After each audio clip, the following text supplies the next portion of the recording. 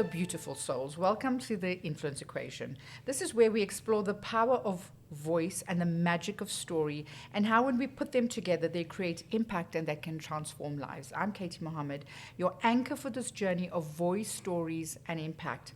Today, we explore how food, culture, and authenticity weaves into influence. So influence isn't about noise or popularity. It's about real intention, integrity, and connection. As I often say, voice plus story equals impact. And to bring that alive, our guest today is none other than Mogau, the heart and soul behind the Lazy Makoti chef, storyteller, culture custodian. But first, something little to set the mood.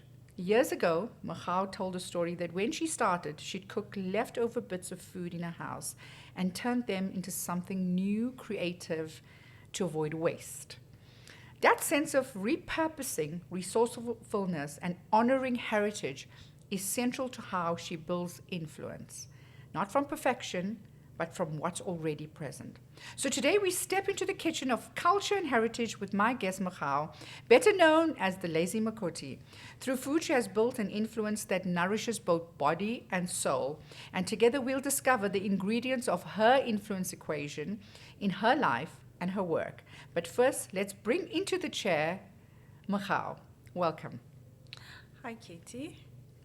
Mogau, thank you so much for being here, and let's start way back. Tell us about your upbringing in Limpopo, your early memories of food and culture, and what first lit the spark for cooking. Thank you so much for having me, Katie. I'm excited to chat to you today. So I grew up in Limpopo with a sister. I have one little sister. And we grew up in a loving home. My dad is a minister of a church, and my mom was a teacher. So a very strict home, a very loving home. We all cook all the time to this day. So we love good food and being together around the kitchen. So you worked in corporate, you worked in a 9 to 5, and then you decided that you needed to kind of change direction.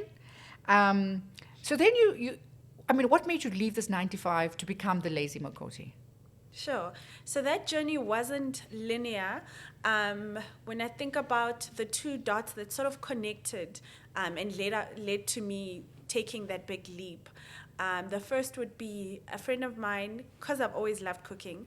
A friend of mine asked that I teach her how to cook, and this was because she had just gotten married and she was scared she'd be called the Lazy Makoti just because she can't cook. So for context, Makoti means daughter-in-law. So she didn't want to be called the lazy daughter-in-law. Makoti is sort of synonymous with being domesticated, but being good in the kitchen. So she really wanted to learn that. And from that, I learned that there is a market that is looking for this kind of service, for someone to teach them how to make traditional South African food. So how does your friend now feel like you've taken that name? Does she remind you, or does she have some shares? She does remind me all the time. That's a good friend. It's a great friend. And then the second sort of dot that connected was I discovered this thing called the UN's list of intangible aspects of humanity in need of urgent safeguarding. So this is basically a list that's got literature and music and art and, of course, food on it that essentially the whole world is galvanizing to preserve, to keep alive for future generations. This is considered important for all of our heritage as humans. And I remembered that the only food on the list at the time was Japanese, French, and Italian. And it made me think about who's doing the work to preserve our food here in Africa, in South Africa. So when you often talk about preserving African heritage through food. Mm-hmm. So how do you balance tradition and being innovative in your recipes? Because, the word is around now. You talk about pap being not very healthy because it's over-processed. So how do you balance that? I think it is a very delicate balance, this duality that we constantly have to navigate, being traditional and African, but also living in this very modern, very Western world. So when I think about ingredients like sorghum, that is indigenous to South Africa, that is super healthy, so using that in different ways. Yes, we use it to make umqombothi, which is our traditional beer, and to make pap from sorghum, but also using that in a salad, how you would a couscous. So adding, great vegetables to that to make an incredible salad. So instead of using couscous, using sorghum, which is a grain that's indigenous to South Africa. So when you go back home, when you go back to Limpopo, do they get you to cook? Lucky for me, my entire family cooks. I mean, that's everyone from my cousins, my uncles, my dad, my parents. Everybody cooks. So Is there a fight to who's going to cook? Oh, and whose meal is better than the other? you should see us on Christmas. I love So it. The week of Christmas, everybody's scrambling. This year, I'm making the dessert, or I'm making this. So lucky for me, everybody enjoys that time in the kitchen. So the pressure is not, it's not that great. Because sometimes as a chef as well, you want to eat somebody else's food. Because it just sometimes you are tired of your own taste, and when somebody else does something, you actually appreciate it. Because I know I do that. When I love to cook, and when I go home, I still want my mom to cook. But now the tables have turned, so when I go home, she wants me to cook. So it's amazing. She said the other day, she says, I often used to come to Johannesburg, and she would have freeze things. She would cook in advance and freeze things and bring stuff, our traditional food. Yeah. Now she says, I think when you come to visit me in KZN, you need to cook, freeze it, and bring for me. Because I think as you get older, you get tired and you want somebody else's food as well. So I think that's great when it comes to family. So now your social presence grew, and you started, of course, to scale. What were the biggest challenges as you had to scale? I mean, because now, of course, it was, I think a couple of years ago, it was the algorithm pressures, it was social pressures, because you build this brand and now you've got to get people to follow you. How did you manage that? So I think the biggest challenges actually weren't online. I think that I found it so easy to navigate getting online and then growing a community there. I feel like the timing was just so perfect that everybody got it. And I think everybody was looking for that community to celebrate our food. The real challenges were offline. So I'm remembering when I wanted to publish my first cookbook. So how difficult it was to convince publishers that a book like this would work in South Africa. Even though we live in a country that's 80% African, for them, the dots didn't connect that a cookbook about black food would work. Is needed. Exactly. So that was quite challenging. It took quite a while to eventually get the cookbook published. And now you're on the third book. Yeah. For Son. I still have your file because I remember when you sent me the first one. Now Yeah. it's book 3. So I saw a quote that you said, "Cooking is science you can taste." Mm-hmm. So, I mean, that's quite a vivid phrase. So can you unpack that for us? How science, flavor, culture all interplay in all your work? It's definitely a science. It's putting together these ingredients that are so different, but at the end of that makes something that comes together and is delicious. Cooking also ignites all of the senses. If you think about when you interact with food, it's not just the taste, it's also how it smells, it's also all the memories that it makes you think of, all the things that are connected to that specific dish.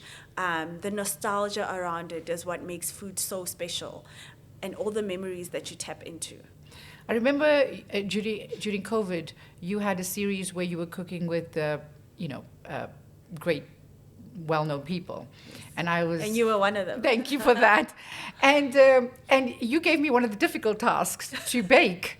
And I remember because baking is not my forte, but you took me through that, and I loved it because I had a flop-proof.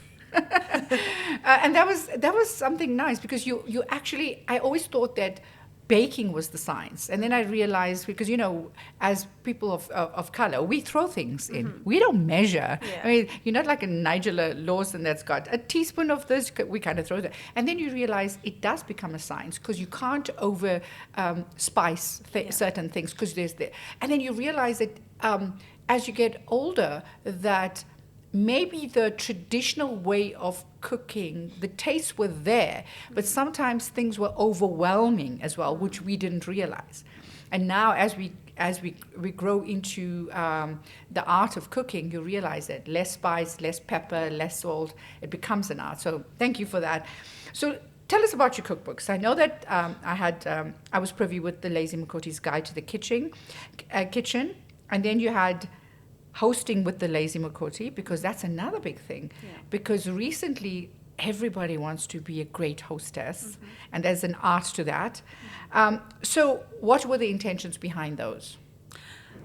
So in particular, the first book, how it happened, I got on social media and I started sharing recipes and grew into this incredible community. And everybody would ask, is there a book? Eventually, I decided maybe there is something here. Maybe we should come up with a book. And I think that the big reason for that is what you mentioned, how as people of color, we are very intuitive people in the kitchen. So we don't measure. There's usually not a family recipe. I mean, everybody cooks from memory, from watching your mother, your grandmother cook. That becomes how you cook. And some of the papers that they wrote the recipes on as well. Did you get that? Which I did. I also see that, and just for me, my one aunt passed away, and then you look at the writing, and it's beautiful to just remember their recipes as well. It is so beautiful, but also think about how many years ago that was, where you actually got to watch your grandmother cook. So there are these incredible family recipes that you still want to access, but you can't, simply because they weren't written down. So that was the whole idea, to take some of these heirloom family recipes and put them in a book for future generations. If when your grandma has passed or you want to remember her, you'll have that cookbook that has that recipe that we all love. And now, Grandma, is she proud? My grandma has since passed, but she did get to see the book before she did. She was very proud. I think for her it was such a beautiful surprise to see our recipes in a cookbook. I don't think in her generation she would have dreamt that there would be a book about eating sogampap and about a chakalaka. And I'm really glad I got to give her that. And being so young as well, because you often think about having a cookbook as you have to be much older, and you have all this wisdom, and now here you are, this youth, and you are putting all her love and her recipes, and I think it's also humbling for them when they look at our parents and our grandparents, look at what we can do for them now, right? So what is the name one principle from your journey that you wish more creators or entrepreneurs understood about influence? Because your grandmother's influence, your mother's influence, your family's influence you. Now you're becoming that person of influence. I think one would be being authentic. No money can buy that. I think I credit a lot of my success to that, to being authentically me. I wasn't trying to be anybody else. I wasn't trying to be a Jamie Oliver or a Nigella.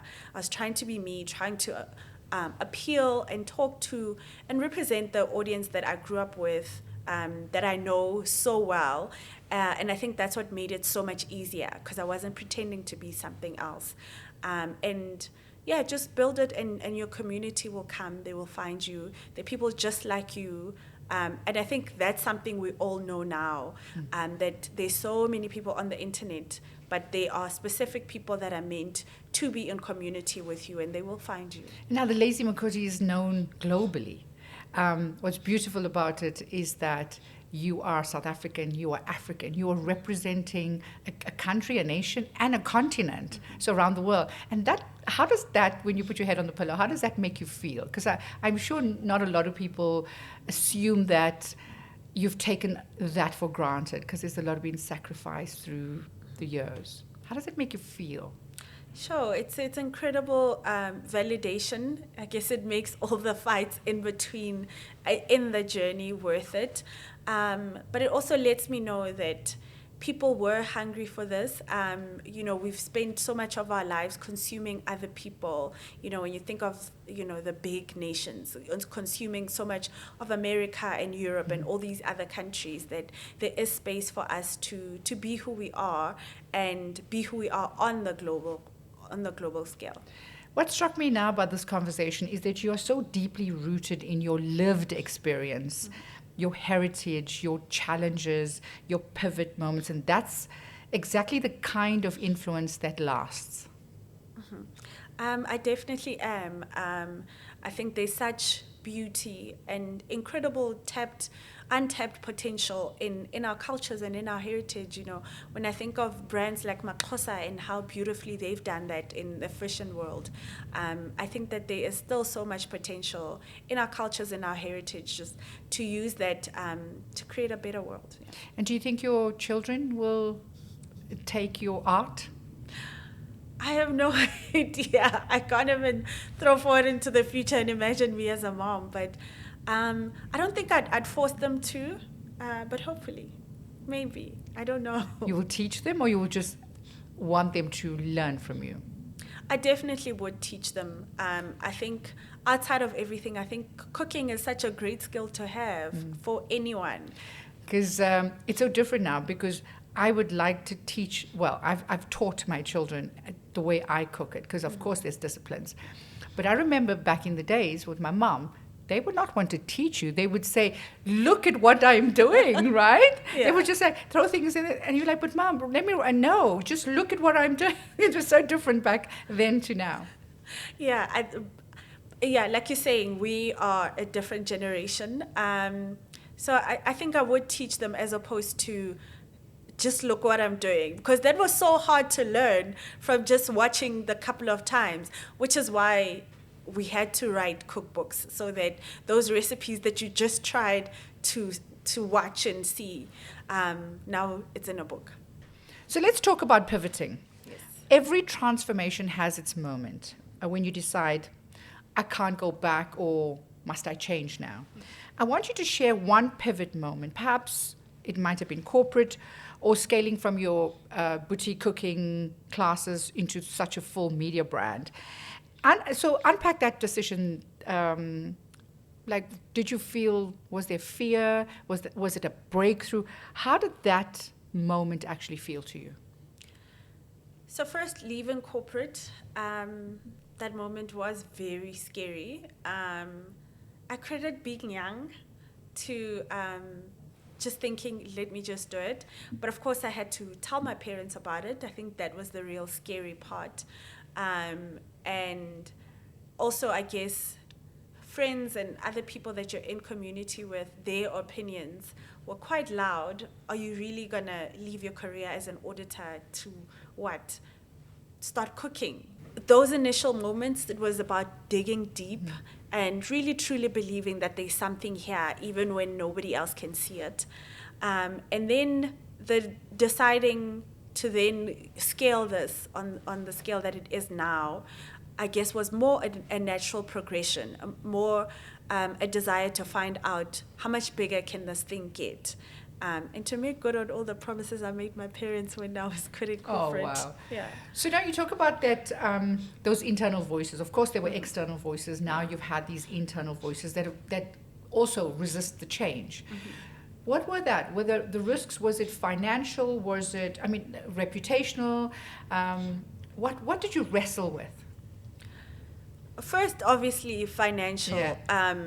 I was not only leaving corporate, so leaving a very secure, stable environment to go into one that I really didn't know much about. Because you studied for one and now there's nothing. Yeah, and now there's nothing. And then I decided to go to culinary school. So that meant spending more money, even more money, trying to get this qualification, and really not knowing how it's going to pan out. So financially, definitely one. I remember having to sell my car. Mm-hmm. And then, like I said, the external voices. So friends who I was friends with because we all worked in corporate, mm-hmm. but now who am mm-hmm. I? So I guess also an identity sort of crisis as you're starting to build. I think we attach so much of who we are to what we do. So that initial sort of having to explain, what do you do? And therefore, who are you? Was difficult. I can relate to that because when I left corporate, the loudest voices were, what if I fail? What if, what would people say, if it doesn't work out as an entrepreneur? And what if those doors never open again? So I think for me, but I've learned to disguise that voice into reason.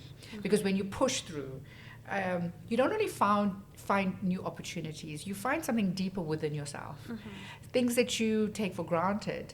And I think when you try to pivot and you try to face your fears, it becomes so courageous. And then now, years later, you look back and said, what was I scared about? So how did you reframe those risks? Did you have to have some kind of rituals? Did you want to be mentored by somebody? Of course, planning would have been the most important thing, and prayer that would have helped you through this.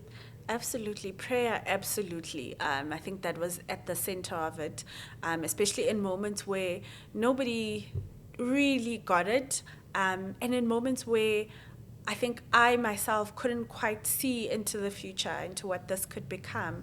But mentorship was also fantastic. The late Mama Dora Sitole, who was a very famous South African chef who became food editor for all these incredible publications, mentored me, and she was really, really great. I credit my early career definitely to being mentored by her. I am also trying to do things better, even 15 years into this entrepreneurship. Planning every day works, prayer works, and do things that can center you as well. And I think more now I'm doing things with intention, consciously, and I think that's also helping me. So when you look back, the decision you made to pivot, what is the one advice that you would probably tell somebody to do differently? Because I have about 10. What would I have done differently? Sure. That's a very difficult one to answer because everything sort of led to everything else. Because it didn't work. I wouldn't think it was seamless. I think there was a sacrifice. It was not seamless. Maybe you would have had not taken loans, I would assume, because it takes you longer to pay back.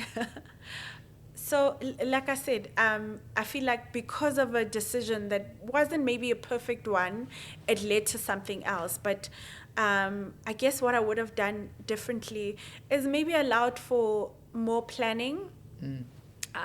So the time from when I decided I'm actually going to quit corporate and I'm going to go to culinary school. So not emotional, maybe. Yeah, so not emotional. I understand that in that time, you all you feel is your passion for this thing and how you just want to get it done. So I would have allowed for maybe greater planning around that. I think that's the biggest thing. Maybe greater planning, asking for help, talking to people who are already doing this thing that you want to do first.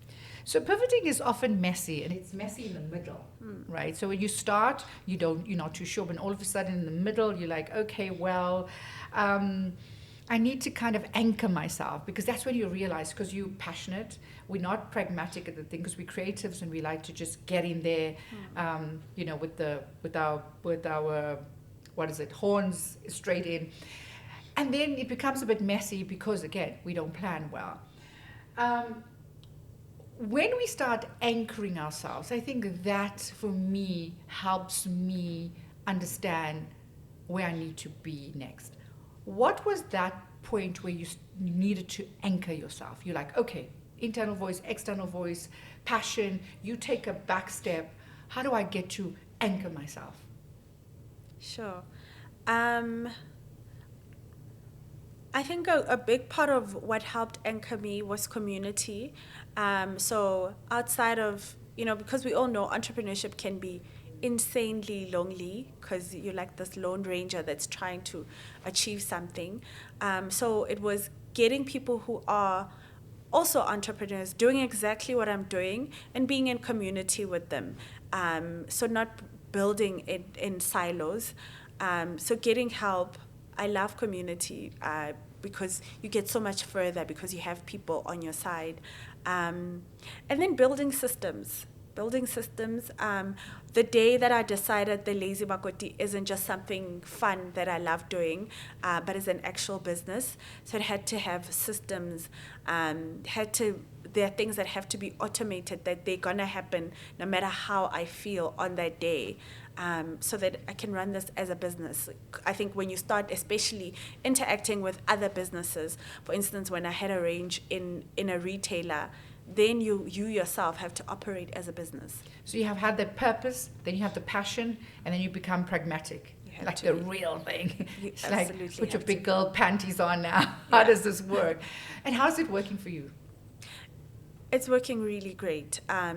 Yes, there's still a lot of passion, which is what drives the business, which is what keeps us motivated.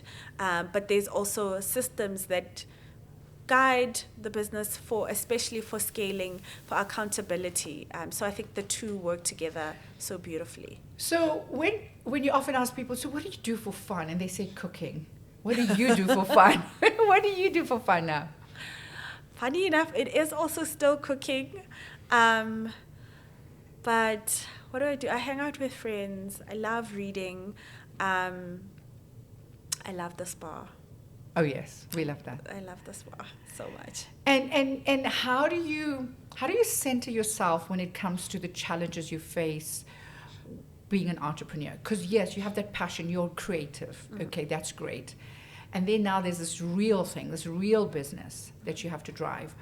How do you ensure that you're not only scaling up, but you financially, because you're leaving a legacy, right? You're leaving this creative legacy, which is amazing.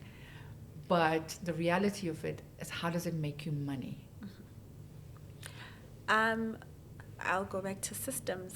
I think also as entrepreneurs, I understand that in the beginning you might be everything, but at some point there are things that you need to give up and get real professional help with.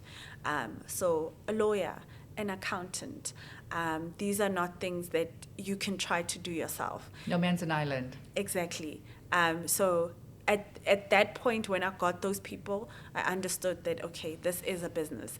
And it also helps to keep you accountable, that there are other external checks that happen outside of you. But what keeps me grounded, is that there are systems that guide everything and all the decisions that I make outside of being passionate. And so somebody like you that's a creative, and now you have this business, you're part of this creative economy, and you have to learn to let go of control of certain things, especially when you're doing this book, because there's an art director now, there's all of this. How do you learn to let go? Because we all need to learn to let go. That's a very challenging one.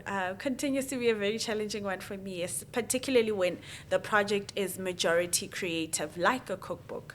But I think it goes back to just trusting the team that you have.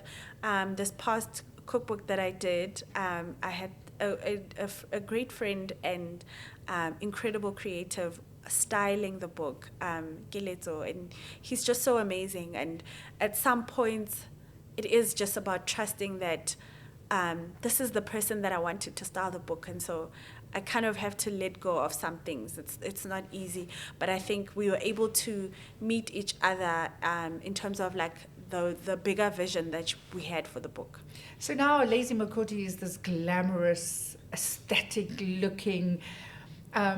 And we take it away from that Lazy Makoti, because if you think about saying Lazy Makoti, I'm sure the elders must be like, oh, they must be challenging you with that. Because if you look at a Lazy Makoti, she would be somebody like unkept, not combed her hair, has not probably bathed till 12 o'clock in the day, and all of a sudden it's Mogau, the Lazy Makoti, always aesthetically amazing, this beautiful cookbook.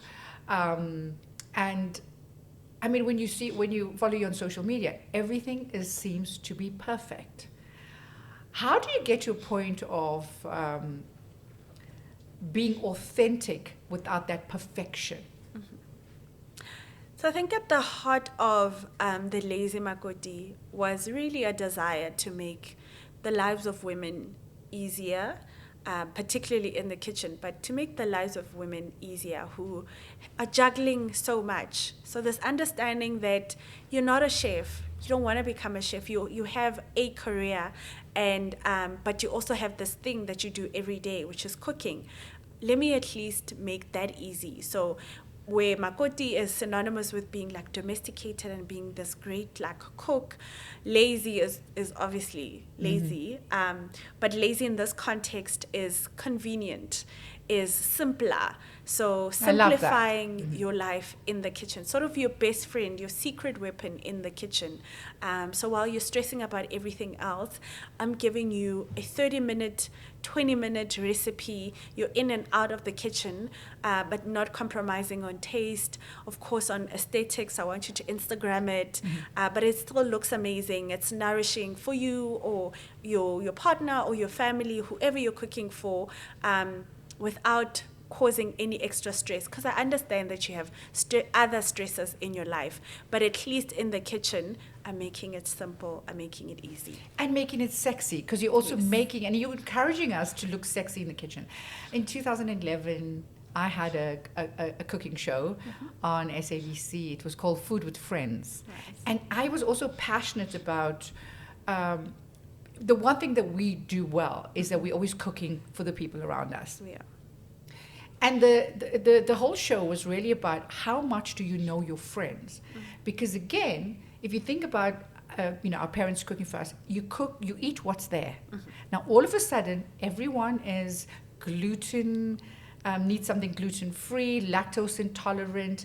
You have a vegan and a vegetarian, and you have to also be consciously aware of being Muslim, being Hindu, Jewish. Now you have all these friends, because back in the days it was different. Yeah.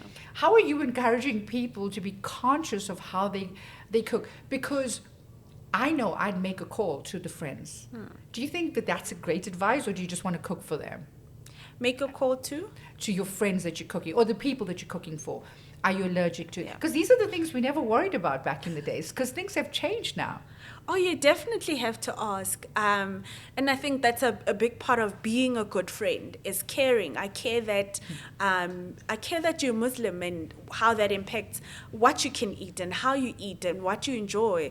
I care that you're on this vegan journey. So I care that you're non-judgmental kind of banting. thing. Yeah.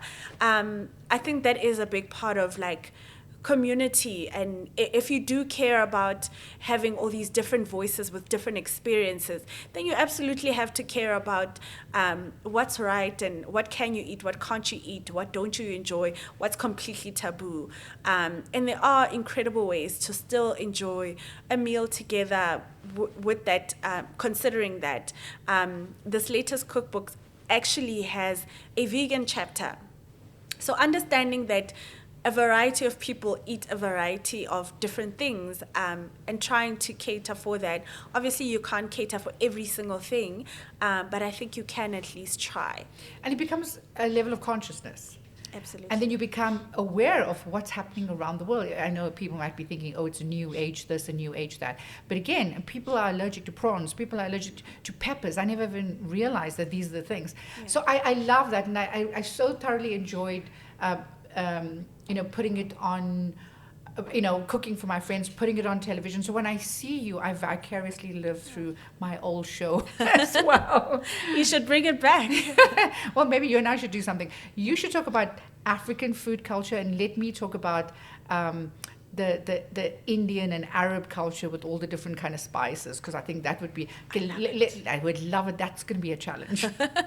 That sounds amazing. Yeah, but I think a big part of why we all love cooking, why we all love creating those special moments, is to share with the people that we love. And so I think a big part of caring is wanting to know what you can and can't eat. I mean, I would hate to have a guest there who can't eat any of the food because I just didn't think to ask. So I think that's such a simple thing. I know that I sometimes don't want to offend people when I am invited. So that's why I like to tell people. And the other thing I like to do is I like to take a plate, a bowl of something, a casserole. I like to do that because I feel much safer.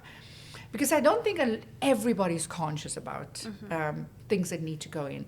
So for me, I always don't want to offend the host, but I always like to take a casserole. So say I come to your house and I'm bringing this casserole of this, maybe a lamb curry or chicken curry. Would you be offended? That's also a tricky one. Yeah. Hey? I personally wouldn't. I wouldn't be offended. I would actually love that. If you know one thing about chefs love being cooked for because it hardly ever happens.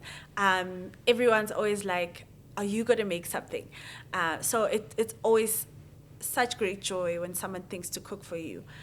So I wouldn't be offended, but I think you obviously would have to ask the host. So I think that we should all learn to have.